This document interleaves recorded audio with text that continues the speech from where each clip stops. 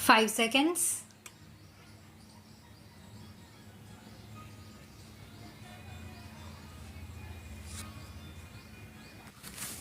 Mr. Vice Chairman, sir, I am happy that this discussion is taking place on the question of the problem of arrears because there is no doubt that if this is the most serious problem that the entire system of administration of justice facing today, then it is the problem of arrears. Evidently, it is on account of these arrears that delays take place in settling the disputes, and if delays take place in settling the disputes, the very purpose of settling them really becomes difficult. If a person has a legal problem and somebody is contravening his legal right unless he can have the redress within a reasonable time, hardly any purpose would be served by providing a procedure for redressal of grievances. I am entirely in agreement with the honorable member who has spoken on this half an hour discussion, highlighting the problem of arrears pending in various courts. Now, sir, as I submitted in this house on the last occasion when this matter was being discussed in answer to a question I had pointed out, and I still maintain my view that the most important factor which is responsible for these delays in the high courts and of these growing arrears in the high courts is because of not having sufficient judge strength in the various high courts.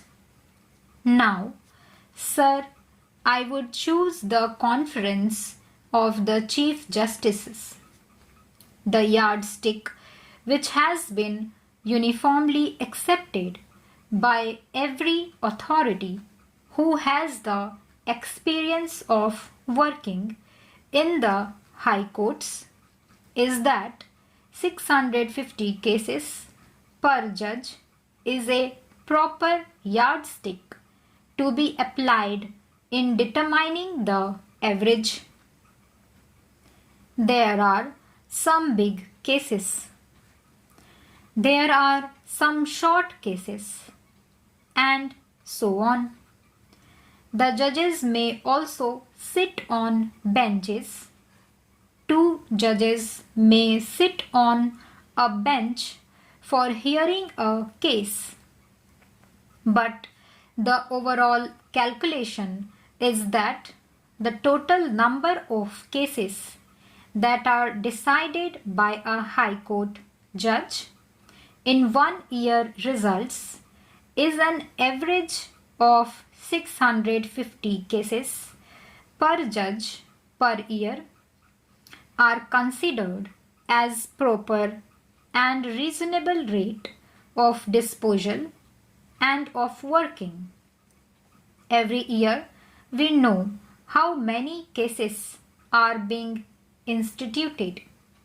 Of course, there are various factors responsible for the increase in the number of cases I had listed on the last occasion, by which the existing rights and liabilities of the people are being altered, and so on. Now, I find that other honorable members who do not happen to be lawyers keep on advancing such attractive arguments that we get charmed and we keep on listening. And particularly when those honorable members happen to be lady members and they make such beautiful speeches, then the house goes on, and half an hour discussion may become half a month discussion. So, what I was saying was, I got these figures worked out and I found that by applying this yardstick of 650 cases per judge, the following is the requirement. We know that in these high courts, so many cases were instituted in 1986. Therefore, if you apply the yardstick of 650, what would be the normal strength which would be able to cope with as many cases which are being instituted every day as would get disposed of the same day, so that arrears would not go on increasing. In fact, there would be a decrease in the arrears. Then, what would be the strength? And what would be the strength when the arrears go on decreasing? I found you need extra strength for all this by working out at 650 cases per judge. Take, for instance, the Karnataka High Court. The sanctioned strength is 14 permanent and 3 additional. The total sanctioned strength is 17.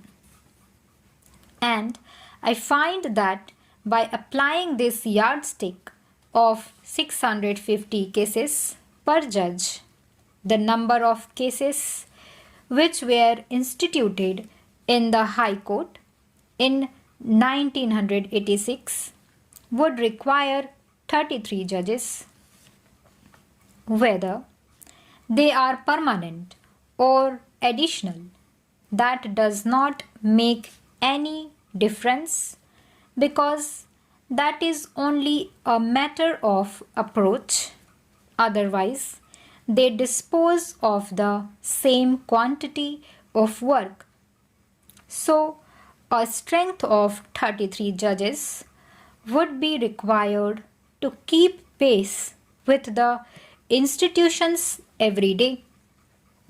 If you want to liquidate the arrears, first of all, the strength of 17 must be raised to 33.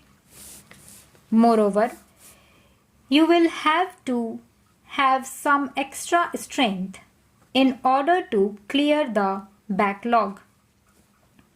It is a question of calculation. How many judges you should have for how many years in order to clear the backlog, by which time that the backlog would be cleared. For clearing the backlog, some extra strength would be required. And now it is true that before the Constitution was enacted, most of the high courts, except some, did not have this very useful writ jurisdiction. At that time, whatever the government did was final, because so many acts were passed with the result, right or wrong, whatever the government did or said became final. Stop.